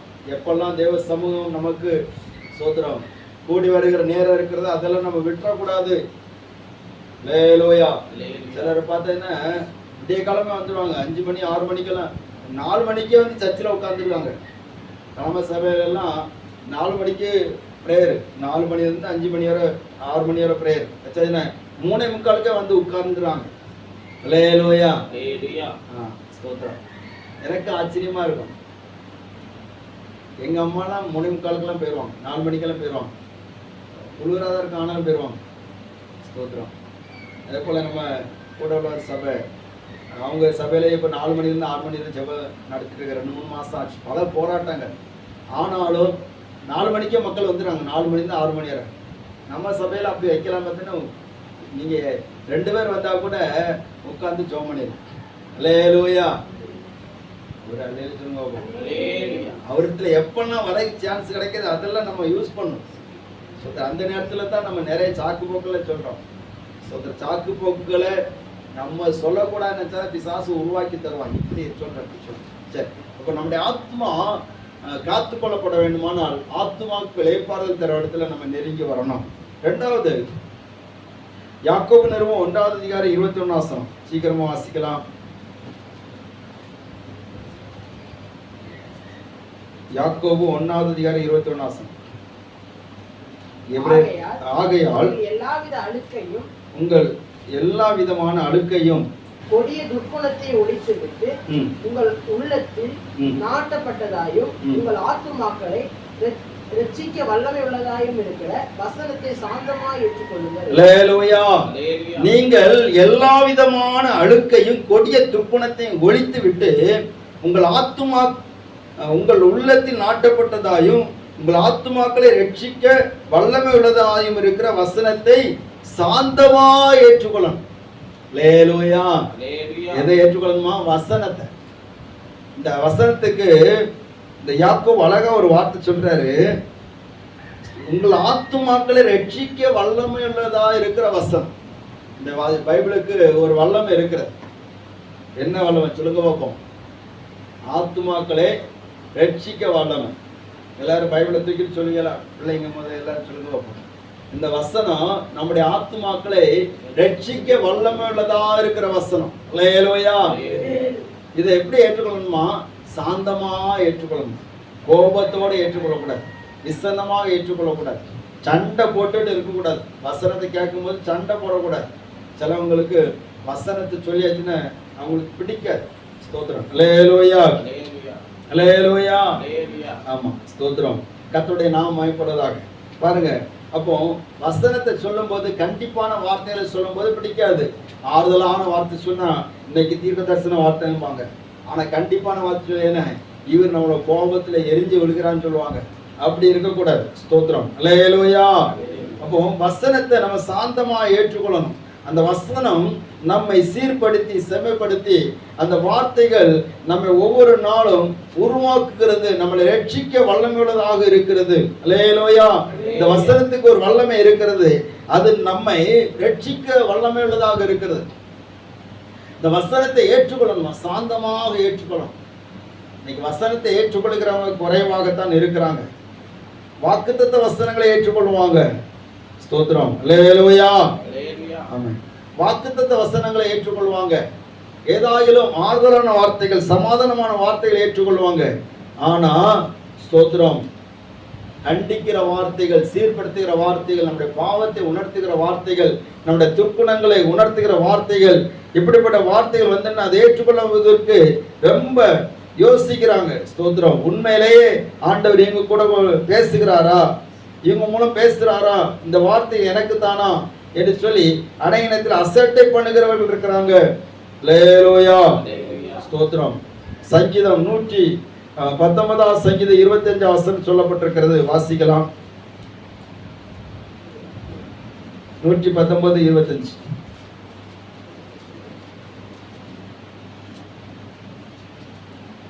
என் ஆத்துமா மண்ணோடு ஒட்டி கொண்டிருக்கிறது, உமது வசனத்தின்படி என்னை உயிர்ப்பியும். என்னுடைய ஆத்துமா மண்ணோடு ஒட்டி கொண்டிருக்கிறது, இந்த வசனத்தின்படியே என்னை உயிர்ப்பியும். இப்ப நம்ம ஆத்துமா எங்க ஒட்டிட்டு இருக்குது? மண்ணுல ஒட்டிட்டு இருக்கு. இந்த மண்ணுல இருந்து பிரிக்கிறேன்னா எதுதான் பிரிக்குன்னு சொன்னா வசனம் தான் நம்மளை பிரிக்கும். அல்லேலூயா. நம்முடைய ஆத்துமா மண்ணோடு ஒட்டிக்கிட்டு இருக்கிறதுனால மண்ணுக்குரிய போராட்டம் நமக்குள்ள இருந்துட்டு, மண்ணு மேல ஒரு ஈர்ப்பு இருந்துட்டு. சொல்றேன், மண்ணு மேல ஆசை இல்லாதவங்கள ஒரு எழுதிங்க வைப்போம். அல்லேலூயா. மண்ணு மேல ஆசை இருக்கிறவங்கள ஒரு எழுதிங்க வைப்போம். நீங்க எல்லாரும் ரொம்ப வெளிப்பா இருக்கீங்க. கர்த்தர் ஆசீர்வதிப்பார். அல்லேலூயா. சொல்றேன், ஒருத்தன் சொல்றான், மண்ணு மேல மனுஷனுக்கு ஆசை, மனுஷன் மேல மண்ணுக்கு ஆசை, கடைசியில மண்ணு தான் நினைச்சுதான் ஜெயிக்குதான். அல்லேலூயா. நம்ம முன்னாடி இந்த பாட்டெல்லாம் நம்ம பாடிட்டு தான் கிடந்தோம். சொல்றேன், ஆனா அதுல ஒரு கருத்து இருக்கு. அல்லேலூயா. நீ ஆசைப்பட்டாலும் படாம போனாலும் சரி, சொல்றோம், ஆனா மண்ணோடு தான் உன் ஆத்மா ஒட்டிக்கிட்டே இருக்கு. இந்த மண்ணில் ஒட்டி இருக்கக்கூடிய ஆத்மாவை உயிர்ப்பிக்கப்படணும்னா வசனத்தினால்தான் உயிர்ப்பிக்கப்பட முடியும். இந்த வார்த்தைகள் நமக்குள்ள அக்னியாக இருக்குமானால், ஜீவனாக இருக்குமானால், இந்த வார்த்தை நம்மை உயிர்ப்பிக்கும். அல்லேலூயா. பிசாசுடைய தந்திரம் என்னன்னா, இந்த வார்த்தையை வாசிக்க விட மாட்டான். பிள்ளைகளை வாசிக்க சொல்லி வாசிக்க மாட்டேங்கிறாங்க. ஏன்னு சொன்னா, இப்போ சோதரம் இதை வாசிக்க சொன்னா வாசிக்க மாட்டாங்க. வேற ஏதாவது பார்க்க சொன்னா இப்போ பார்த்துருவாங்க. அல்லேலூயா. மக்களே, நெட்ல இதை ஒன்று பாருங்க, டக்குன்னு தெரிஞ்சிடும். அட்ரஸ் தெரியல, இந்த இமெயில் அட்ரஸ் அதெல்லாம் இருக்கட்டுமாம்மா, நாங்க பார்த்துக்கலாம். அல்லேலூயா. ஸ்தோத்திரம். அல்லேலூயா. ஸ்தோத்திரம். அதெல்லாம் இருக்கட்டும் அங்க, நாங்க பார்த்துக்கலாம் அப்படிம்பாங்க. நேற்று ஒரு பிள்ளைகிட்ட கேட்டேன், மக்களே இந்த லிங்குங்க அதெல்லாம் விசி அங்கிள் அப்படின்ட்டு ஒன்று போட்டு தந்தா. சோதரம் பாருங்க, அதெல்லாம் வாசித்துருவாங்க. ஆனா பைபிள் வாசிக்கிறதுனா மட்டும்தான் கஷ்டமா இருக்கு. இது உன்னுடைய ஆத்மாவை ரட்சிக்கக்கூடியது, உன்னை பாதாளத்துக்கு போகாம காக்கக்கூடியது. இதை நீ ஏற்றுக்கொள், சாந்தமா ஏற்றுக்கொள். சில கோபத்தோட சோதரம் பைபிள் எடுப்பது ஓத்திரம் தாங்க முடியல அப்படின்ட்டு பைபிள் எடுத்து வாசிப்பாங்க. அப்படி இருக்க கூட. அல்லேலூயா. தேவ பிள்ளைகளே, பிளஸ்ஸிங் யூத் மிஷன் சொல்லி ஒரு மிஷன் இருக்கு. அதில் அருமையான தேவ ஊழியக்காரர் ஸ்டான்லி, அவர் உலகம் முழுவதும் ஆண்டவர் பயன்படுத்திட்டு இருக்கிறார். அவர் சொன்ன ஒரு காரியம், அவங்க அம்மா என்ன பண்ணுவாங்கன்னா ஒரு காரியம் சொன்னாங்கன்னா, சின்ன வயசுல கற்றுக் கொடுத்த காரியம், நீ வேதத்தை சுமந்தால் வேதம் ஒன்று சுமக்கும். அல்லேலூயா. நீ எங்க போனாலும் இந்த வேதம் ஒன்றை சுமக்கும், எங்க போனாலும் இந்த வேதம் ஒன்றை பாதுகாக்கும். ஒரு அழிச்சுங்க வைப்போம். எங்க போனாலும் இந்த பைபிள் உன்கிட்ட இருந்தன்னா உன்னை எந்த தீங்கு அணுகாதபடி காப்பார். எங்க போனாலும் இந்த வேதம் உன்னிட்ட கையில இருந்தன்னா யாரு பார்த்தாலும் உனக்கு மரியாதை தராட்டலாம், இதுக்கு மரியாதை கொடுப்பாங்க. ஒரு அழிச்சுங்க வைப்போம். அல்லேலூயா. இதுக்கு மரியாதை உண்டு. இது யார்ட்டெல்லாம் இருக்குதோ அது ஸ்தோத்திரம், அந்த அந்த மனிதனை இது கனப்படுத்தும். அதனால தான் இந்த வசனத்தை நீ சாந்தமா ஏற்றுக்கொள். இதுக்காக கொடுக்கப்பட்ட கிரயம் பெருசு. டெய்லி வசனம் படிக்கீங்களா, வசனம் கேட்கிறீங்களா? இது ஜீவன். இதுதான் நம்முடைய ஆத்மாவை ரட்சிக்க வல்லமை உள்ளதாக இருக்கிறது. தாவீது சொல்ல, என் ஆத்மா மண்ணோடு ஒட்டிட்டு ஆண்டவர் நம்முடைய வசனத்தினுடைய உயிர்ப்பி. வார்த்தைக்கு செவி கொடுங்க, துருபதேசங்களுக்கு செவி கொடுக்க வேண்டாம். ஸ்தோத்திரம். எசேக்கியேல் 3வது அதிகாரம் 21 வசனம் சீக்கிரமா வாசிங்க.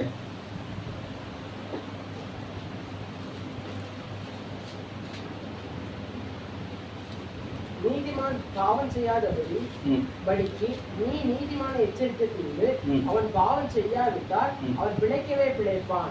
அவன் எச்சரிக்கப்பட்டான், நீயும் உன் ஆத்மாவை தப்புவித்தாய் என்றார். அல்லேலூயா. எசேக்கியேல் 3வது அதிகாரத்துல நீங்க பாப்பீங்கன்னா, நீதிமான் பாவம் செய்யாதபடிக்கு எச்சரிக்கணும். வேத வார்த்தை கொண்டு எச்சரிக்கணும். அல்லேலூயா. எச்சரித்தாச்சுன்னா அவன் பாவம் செய்யாம இருந்தானே அவன் தன்னுடைய ஆத்மாவை காத்துக் கொள்வான். நீ எச்சரிக்காம இருந்தானே அவன் பாவம் செய்து அதை செத்துவான். அவனுடைய ரத்தப்படி நான் உன்னை கேட்பேன்னு சொல்றார். இந்த வசனத்தை சரியாக சொல்லி கொடுக்காவிட்டால் நீதிமான் தவறி போவான், துன்மார்க்கன் மனம் திரும்ப மாட்டான். தவறி போன நீதிமானுக்காகவும் மனம் திரும்பாத துன்மார்க்கனுக்காகவும் உள்ள இரத்த பலியை ஆண்டவர் இதை சொல்லி கொடுக்காத இடத்துல கேட்பார். அல்லேலூயா. அதே நேரம் நீதிமானுக்கு சொல்லப்படுகிற இந்த வார்த்தையை அவன் ஏற்றுக்கொள்ளாவிட்டால், துன்மார்க்கனுக்கு சொல்லப்படுகிற வார்த்தையை அவன் ஏற்றுக்கொள்ளாவிட்டால் அது அவனை சோதர மரணத்துக்கு நேராக கொண்டு போகும். அவனுடைய இரத்த பலி அவன் மேல இருக்கும். சொல்லி கொடுத்தும் மனம் திரும்பாவிட்டால் அவனுடைய இரத்த பலி அவன் மேல இருக்கும். சொல்லி கொடுத்தவன் தன்னுடைய ஆத்மாவை தப்பு. அல்லேலூயா. வசனம் எல்லாத்துக்கும் உரியது. சொல்லி கொடுக்காட்ட எனக்கு ஐயோ சோத்திரம். அல்லேலூயா. கேட்காட்டா உங்களுக்கு ஐயோ. எத்தனை பேருக்கு புரியுது? சொல்லி கொடுக்காட்டா எனக்கு ஐயோ, கேட்காவிட்டால் உங்களுக்கு. அல்லேலூயா. சோத்திரம். வசனம் பேசும்போது மட்டும் நம்ம டைம் எல்லாம் சூப்பரா பார்த்துருவோம். எடுத்துன ரொம்ப அதிகமா பேசுறவங்களுக்கு 1 பேதுரு 2வது அதிகாரம் 11 வசனம். ஆத்மாவை காத்துக்கொள்ள முதலாவது இயேசுவிடத்தில் வர வேண்டும். 2வது வசனங்களை சாந்தமா ஏற்றுக்கொள்ள வேண்டும். 3வது 1 பேதுரு 2வது அதிகாரம் 11 வசனம் சொல்லுங்க. பிரியமானவர்களே, அந்நியர்களும் அந்நியர்களும் பரதேசிகளுமாய் இருக்கிற நீங்கள் ஆத்மாவுக்கு விரோதமாக போர் செய்கிற மாம்ச இச்சைகளை விட்டு விலகி உங்களை அக்கிரமக்காரருக்கு விரோதமாய் பேசும் விஷயத்தில் அவர்கள் உங்கள் நற்கிரிகளை கண்டு அவற்றின் நிமித்தம் ம், சந்திப்பின் நாளிலே தேவனை மகிமைப்படுத்தும்படி அவர்களுக்குள்ள நல்லடக்க உள்ளவர்களா இருங்க. அல்லேலூயா. ஆத்மாவுக்கு விரோதமா போர் செய்கிற ஒரு போர் இருக்கிறது. என்ன போர் இருந்துன்னா நம்முடைய மாமிசம். அல்லேலூயா. ஆத்மாவுக்கு விரோதமாட்டு போர் நடக்குது. எங்க தெரியுமா? வெளிநாட்டுல இருந்து வந்து போராடல. நம்ம சரீரமே நமக்கு இந்த ஆத்மாவுக்கு விரோதமா போராடுது. சரீர இச்சைகள், மாமிச இச்சைகள் எதுக்கு விரோதமா போராடுது தெரியுமா? மாமிசத்துக்கு ஆத்மாவுக்கு விரோதமா போராடி கொண்டிருக்கிறது. மாம்சம் ஆவிக்கு விரோதமாக, ஆவி மாம்சத்துக்கு விரோதமாகவும் போராடிட்டு இருக்கு. மாமிசம் சொல்லும் எனக்கு இது வேணும்னு சொல்லும், ஆத்மா சொல்லும் இது வேண்டாம். அல்லேலூயா. அல்லேலூயா. சோத்ரம். மாம்சம் சொல்லும், மாம்சமும் ஆவியும் போராடிட்டு இருக்கு. இந்த மாமிசத்துக்கு இடம் கொடுத்தால் ஆத்மாவுக்கு பிரச்சனை, ஆவிக்கு இடம் கொடுத்தா ஆத்மா பாதுகாக்கப்படும். அல்லேலூயா. ரோமர் 8வது அதிகாரத்தில் சொல்றோம், மாம்சம் ஆவிக்கு விரோதமா, ஆவி மாம்சத்துக்கு விரோதமா போராடி கொண்டிருக்கிறது. இப்போ மாமிச இச்சைகளை நீங்க நிறைவேற்றக்கூடாது. உங்கள் ஆத்மாவுக்கு விரோதமா போர் செய்கிற அல்லேலூயா மாமிச இச்சைகளை நீங்கள் விட்டு விலகி, ஸ்தோத்திரம், மாமிச இச்சைகளை விட்டு விலகி உங்கள் ஆத்மாக்களை நீங்க காத்துக்கொள்ளணுமா? என சந்திப்பின் நாள் ஒன்று வருகிறது. அந்த நாளிலே உங்களுக்கு எதிரடையா பேசினவர்கள் எல்லாரும் நம்முடைய நல்நடக்கை பார்த்து தேவனை மகிமைப்படுத்தணும். அல்லேலூயா. மற்றவர்களுக்கும் நமக்கு வித்தியாசம் இருக்குது. மற்றவங்க நடக்கிற மாதிரி நடக்க முடியாது, மற்றவங்க பேசுற மாதிரி பேச முடியாது, மற்றவங்க கெட்ட வார்த்தை பேசுற மாதிரி தேவ பிள்ளைகள் பேசக்கூடாது. நான் ஒரு அம்மாட்ட கேட்டேன், நீங்க கெட்ட வார்த்தை பேசுங்க. ஒரு பிடிச்ச சிரிச்சுனேன். ஃபர்ஸ்ட் கோவம் வந்து நான் பேசுவேன், ஃபர்ஸ்ட் ஏன் உங்கள்கிட்ட நான் போய் சொல்லுவேன் அப்படிங்கிறான். சோதரன் அல்லேலூயா. சரி, அப்போ கோவம் வந்துன்னா பேசுவாங்க, அது அப்போ நியாயம்தான். சின்ன பொய் தான் சொன்னேன். ஆண்டவர் முன்னாடி சின்ன பொய் பெரிய பொய்யெல்லாம் கிடையாது. சின்ன கெட்ட வார்த்தை பெரிய கெட்ட வார்த்தைலாம் கிடையாது. அல்லேலூயா. பாவம்னா பாவம் தான். அவருக்கு முன்னாடி யாரும் சாக்கு பூச முடியாது. அப்போ ஆத்மாவுக்கு விதமாக போர் செய்கிற அந்த மாமிச இச்சைகளை எடுத்து விலகணும். கடைசியாக ஒரு காரியம் மட்டும் இருக்கிறது. சுத்திரம் லூக்கா 21:19 நம்ம வாசிக்கிறோம். அவருடைய வருகை வரைக்கும் நம்முடைய பொறுமையினால் ஆத்மாவை நிச்சயம். அல்லேலூயா. என்ன இயேசுவின் வருகையிலே அவரை சந்திப்பதற்கு நமக்கு இந்த உலகத்துல பாடுகள் உண்டு, போராட்டங்கள் உண்டு. அது மத்தியில நம்ம பொறுமையினால, எல்லாவற்றிலும் பொறுமை நமக்கு ரொம்ப அவசியம். அல்லேலூயா. பொறுமையினால இயேசுவின் வருகை வரைக்கும் நம்ம ஆத்மாவை காத்துக்கொள்ளணும். ஸ்தோத்திரம். ஒரே ஒரு சம்பவத்தை மட்டும் சொல்லி நம்ம ஜெபிக்க போறோம். ஒரு ராஜா இன்னொரு ராஜாவினால் சிறைப்பிடிக்கப்பட்டான். நமக்கு தெரிந்த சம்பவம் தான். ஒரு இளமையான ராஜா ஒரு முதிர் வயதான ஞானம் உள்ள ராஜாவினால் சிறைப்பிடிக்கப்பட்டான். அப்பொழுது இந்த இளம் வயதுள்ள ராஜாவை பார்க்கும்போது அந்த முதிர்ந்த ராஜா, இவனுக்கு நமக்கு ஒரு வாய்ப்பு கொடுக்கணும், இவன் சின்ன பையன், எதோ தெரியாதனமா தப்பு பண்ணிட்டான், நம்மகிட்ட மோத வந்துட்டான், இவனை நம்ம சிறைப்பிடிச்சிட்டோம், அதனால இவனுக்கு ஒரு வாழ்வு கொடுக்கணும், இவன் தன்னுடைய வாழ்க்கை குறித்து சரியாக அறியணும் என்பதற்காக ஒரு போட்டி வைத்தான். என்ன போட்டின்னா, அவர் சொன்னாரு, தம்பி நீ வந்து சின்ன பையனா இருக்கிற, உன்னை கொள்வதற்கான அத்தனை அதிகாரமும் அத்தனை பலமும் எனக்கு இருக்கிறது, ஆனால் உனக்கு ஒரு வாய்ப்பு தர விரும்புகிறேன்னு சொன்னா, நீ சின்ன வயதுள்ளவன், இன்னும் நீண்ட நாட்கள் உயிர் வாழக்கூடியவன், நீ அநேக மக்களுக்கு நல்ல ஆட்சி கொடுக்கக்கூடிய ஒரு மனப்போக்கு உனக்கு வர வேண்டும். ஆனபடினாலே உனக்கு ஒரு போட்டி வைக்கிறேன், உன்னுடைய கையில ஒரு பாத்திரம் கொடுக்கிறேன், அந்த பாத்திரத்துல அந்த பாத்திரம் நிரம்ப, கவனிங்க இதை மட்டும் சொல்லி நம்ம ஜெபம் பண்ணணும். பாத்திரம் நிரம்ப தண்ணீர் கொடுக்கப்படும். என் ஜனங்கள் எல்லாரும் வரிசைக்கு அப்படி வரிசையில் நிற்பாங்க. நீ என்ன பண்ண, இந்த அர்த்தத்துலேருந்து அந்த அர்த்தம் வரைக்கும், அந்த அர்த்தத்தில் நான் இருப்பேன், அந்த எண்டுலேருந்து இந்த எண்டு வரைக்கும் இந்த பாத்திரத்தில் உள்ள தண்ணீர் ஒரு சொட்டு கூட என்னச்சோட கீழே விழக்கூடாது, விழாமல் என்னிடத்துல வந்து கொடுக்கணும். என்னுடைய போர் செய்வர் 2 பேர் வாளோடு உன்னுடைய பக்கத்தில் நிற்பாங்க, உன்னோடு நடந்து வருவார்கள். தண்ணி கீழே விழுந்தாச்சுன்னா உன் தலை உன் கழுத்துல இருந்து நினைச்சிடும், கீழே விழுந்துடும். ஒரு சொட்டு தண்ணி கீழே வந்துன்னா உன் தலை எங்க இருந்து விழுந்துரும், உன் கழுத்துல இருந்து விழுந்துரும் அப்படின்ட்டு கடுமையான கட்டளை போட்டு அவனுக்கு அந்த பரீட்சையை வைத்தான். இப்ப சொல்லுங்க, அவன் எப்படி போயிருப்பான்? எப்படி போயிருப்பான்? அவனுக்கு கவனம் எங்க இருக்கும்? அந்த பாத்திரத்திலையும் அந்த தண்ணியிலையும் அவனுக்கு நடையிலையும் தான் இருக்கும். வேற எங்க சுத்தி எத்தனை பேர் பரியாசம் பண்ணாலும் பார்க்க மாட்டான். சுத்தி ஜனங்களை பரியாசம் பண்றாங்க, ஆக்ரோஷம் பண்றாங்க, கள்ளத்துக்கு எறிகிறாங்க. ஆனாலும் இவனுக்கு கவனம் எங்க தெரியுமா இருக்குது? அந்த பாத்திரம், அந்த தண்ணி, அந்த காலு. அல்லேலூயா. ஒரு கொசு வந்து கடிச்சாலும் பாத்திரம் என்ன செய்யக்கூடாது? அசையக்கூடாது. ஒரு வண்டே வந்து கடிச்சாலும் அசையக்கூடாது. திடீர்னு மழை பெய்யுது, அசையக்கூடாது. திடீர்னு யாராவது ஏதாச்சும் எறிவாங்க, அசையக்கூடாது. கவனத்தை திசை திருப்பாங்க, திரும்பி பார்க்க கூடாது. ஏன்னா இந்த பாத்திரத்தில் உள்ள தண்ணி கீழே விழுந்துன என் தலை நிச்சயம். இதே போலதான் நம்முடைய ஆத்மாவை நம்ம காத்துக்கொள்ளணும். நம்முடைய ஆத்மாவை நம்ம இழந்துட்டோம்னு சொன்னா இயேசு அருகில போக முடியாது. எல்லாரும் எழுந்து சொல்லி போகணும். எல்லாரும், சிறியவர்கள் பெரியவர்கள் எல்லாரும், ஆண்டவரே என் ஆத்மாவை காத்துக்கொள்ள எனக்கு கிருபை தாரும். ஆண்டவர் நம்முடைய ஆத்மாவில் பலம் தருகிறவராக இருக்கிறார். உங்கள் பொறுமையினால் உங்கள் ஆத்மாக்களை காத்துக் கொள்ளுங்கள். இயேசு வருகிற போது அவருக்கு முன்பாக நம்முடைய ஆத்மா பாதுகாக்கப்பட வேண்டியது அவசியமாக இருக்கிறது. ஆத்மா அறிவில்லாது இருப்பது நல்லதல்ல.